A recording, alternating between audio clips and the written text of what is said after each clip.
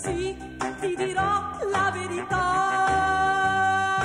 Sì, io sarò come tu vuoi. Il tuo amore. All right. Welcome back to Roma Club Philadelphia. Salve ragazzi. Ciao, ciao.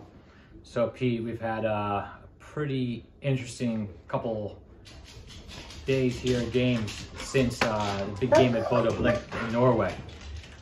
First, can we say thank you to our many fans in Norway. We are humbled and honored that you guys watch us.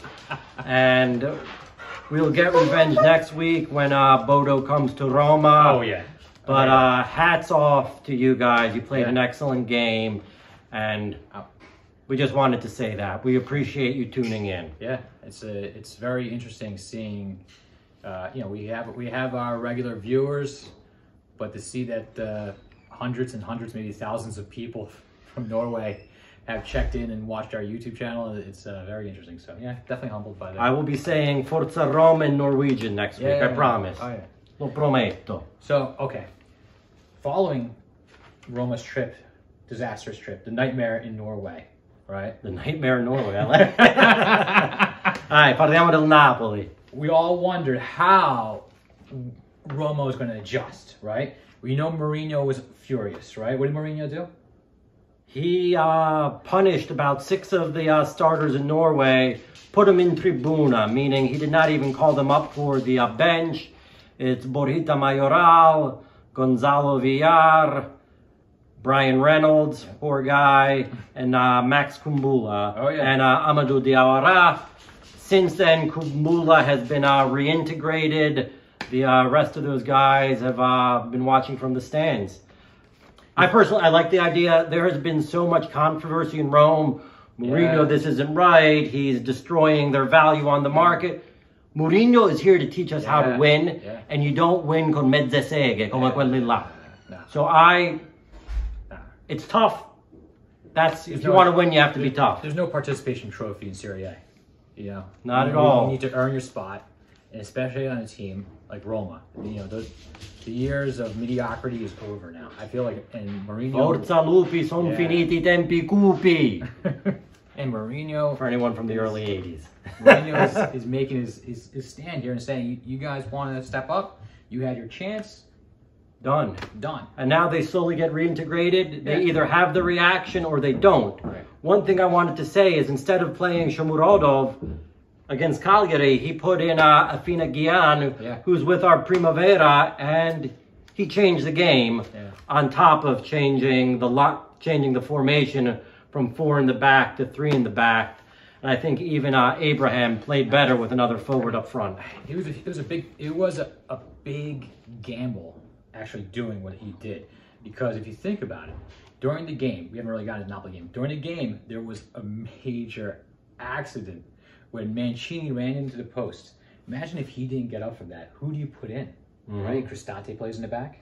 Right? No, Fonseca's gone. no more Cristante in the back. But no, but like, what do you do? Kumbula's up there. Smalling's hurt. So there's no one. There's really no one off the bench he could have put in, because I mean, wait, putting in what was his name again? Afina Gyan. Afina Gyan, yeah. He's with our Primavera, a very promising center forward.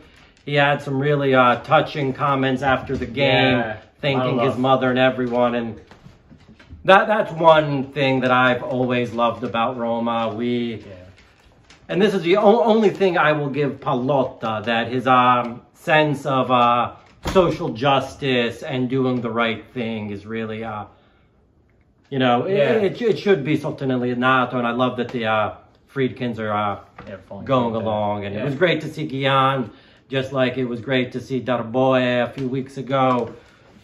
So it seems like really you have your standard starting 11. And then you have El Shaarawy, Shomurodov, and those are the 13. And Smalling when he's fit. Right. But hopefully now we can count on Darboe, and maybe Gyan gets another chance. It's up to him. So going into the game, Napoli had won 8 games, right? Best team in Serie A. We're coming off one of the most disastrous games maybe in our history. In our history, You can right? say it. In Mourinho's history and it was Roma's the worst history. loss in his history. He said that, and he said he does not Yeah. forgive easily. So going into the game, I think a lot of Romanisti weren't feeling that good. not me, G. Yeah. Even when we lost to Lazio, when the game was stolen against Juve, we've always had the reaction. Yeah. And even in those losses, we played until the 90th minute. Something that we never saw with Fonseca, with Di Francesco, or even going as far back as Spalletti. When we've lost, when we've down, this team has never given up. I couldn't say whether we were won, lost, or drawn the game, but I knew the reaction would be there, and it was. No, the reaction was great. It was probably one of the best matches all season. Oh, yeah. Just as a fan watching the game, it was just pure entertainment, back and forth, great defense. Not that many shots from either side, really. I mean, Roma had 3-4 chances. They had the game, good chances, and they didn't. how Mancini missed that header, I don't know, but even Cammy missed one. That's a game. But one thing I did want to add was it was so nice to not worry about the ref after the game. Oh, yeah. No, We all accepted the draw. It was a great game. He wasn't perfect, but he didn't influire sul risultato, così me ne vado a casa contento. No, he made all the right calls. All the big stuff. I mean, Osimhen, who looks like he's going to be one of the best strikers in Serie A, he's looking really good. He's looking After like Tammy. After Tammy, he was making the right calls on him. I mean, Ibanez had him in his pocket. 5 offside calls on Osimhen.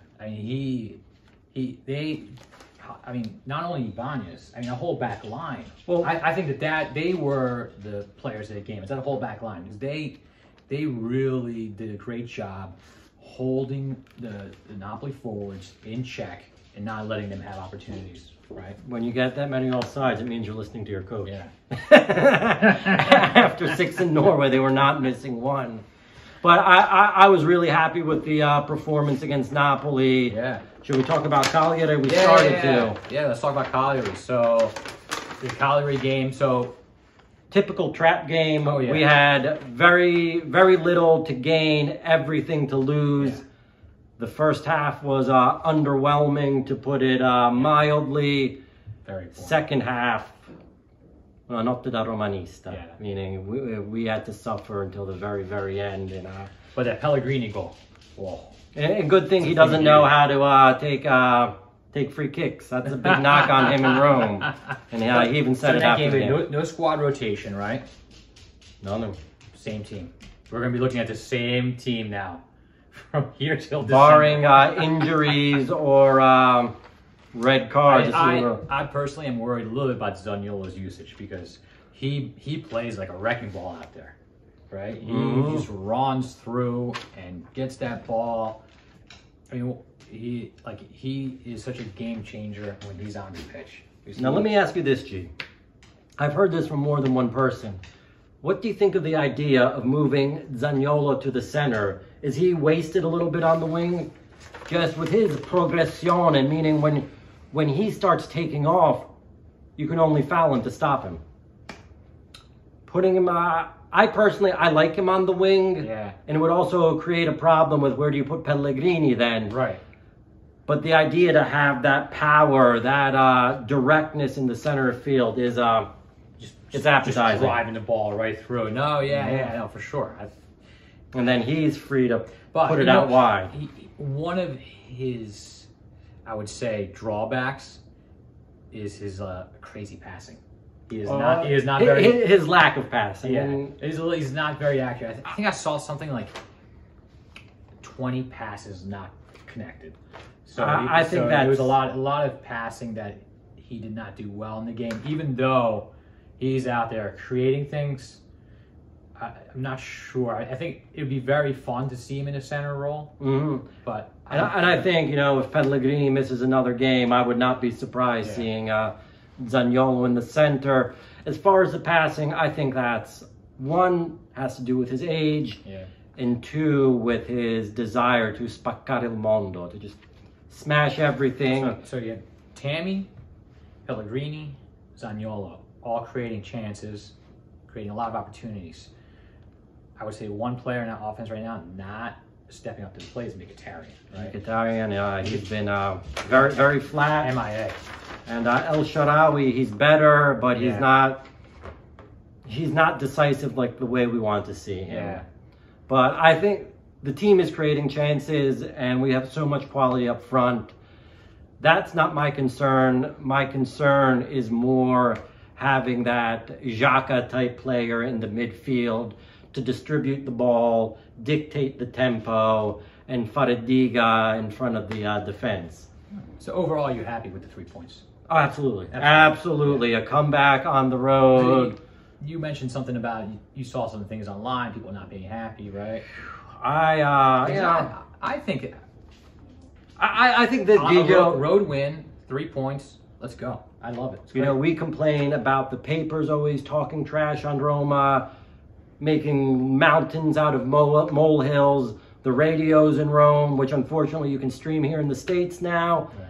But it's the fans, Jesus Christ. Yeah. We have a flat first half, and all of a sudden, Pellegrina's a sega, Zaniolo's broken, Tammy is not worth 40 million. Why did we get rid of Dzeko? Shut up. Shut up. The game lasts 90 minutes. Tammy support your team. It's all a project. And everyone. Tammy's 23, just turned 24 years old. Just be patient. Cazzo volete. Yeah. A year or two from now, he's going to be scoring 25 goals. Watch. Hopefully for us and not back in Chelsea. Yeah. But we won the game. After the game, team celebrated. And El Shaarawy's 29th birthday. 29th birthday. I sent Pete a picture of the cake. Oh my God. Look at it. I'm going to put it up on the screen. They're going to burn off all those calories, unlike us. Nothing like a nice Italian crostata with a lot of fruit on top. Oh my God, delicious. So we don't have a lot of time. Let's talk about Roma Milan around. Milan's in first place, right? They kind of creeped up there. And 9 points up on Roma, right? So Milan is on a winning streak of 6 games and their best start since 1954. They're a hot Milan team right now. However, a lot of injuries, right? So you have, let me see here, I wrote it down. Castillejo's out. You have Florenzi, Mike Mignon, that's a big one. Castellello, and then they're saying Rebic should be out. And unfortunately, Theo Hernandez, I shouldn't say unfortunately, that's poor form. Both Theo Hernandez and Brahim Diaz recovered from the COVID. Yeah. So they're obviously their health is more important than the game. I feel like as we did to Napoli, we could derail Milan this week. La legge dei grandi numeri. 6 in a row, first place, they come to fall. First loss of the year for Milan. No, Lo garantisco. We stopped Napoli. Yeah. We're going to take out Milan. Last year, I didn't think they were for real. I was wrong. This year, I'm going to say it again. I don't think they're for real. With Giroud and Abraham, you have like an 80-year-old. I just don't see how that can last until May. I mean, Ibra, he's fantastic. I love him. But he is 40 years old, right? How much is he going to see the pitch? He's hurt every other game, which is a good thing. It's a good thing for us. But it's going to be a tough match. I do think Roma wins this one. Yeah. 3-1, 3-1. They're back at Olimpico, back home. We're sold out again. Sold out again. I think the home crowd is going to see a win, and we're going to feel right. It's been a while, so we're going to. So yeah. Forza Roma. So all right, games what time? 2:45. 2:45 Eastern time. Sunday. Grand Cafe L'Aquila. Cafe. Bring your costume. Wear all your Roma gear. we're all going to dress up as Roma players. Ciao ragazzi, Forza Roma.